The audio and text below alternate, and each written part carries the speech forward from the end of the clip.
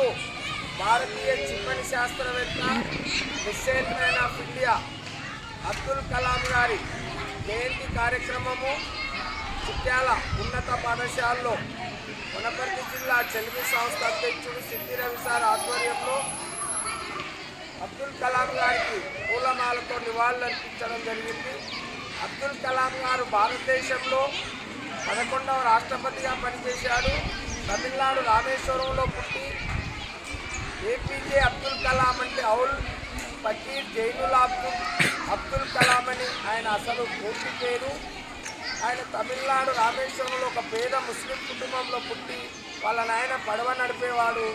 ఆ రోజుల్లో ఆయన తిరుచురాపల్లి సెయింట్ జోసెఫ్ కళాశాలలో భౌతిక శాస్త్రంలో పట్టా పొంది మద్రాసు ఇన్స్టిట్యూట్ ఆఫ్ ఇంజనీరింగ్ కళాశాలలో ఏరోస్పేస్ ఇంజనీరింగ్ చేసి డిఆర్డిఓ ఇస్రోలో పనిచేస్తూ భారతదేశంలో క్షిపణులను రోహిణి ఎస్ఎస్ఎల్వి పిఎస్ఎల్వి ప్రయోగాలు చేయడం జరిగింది.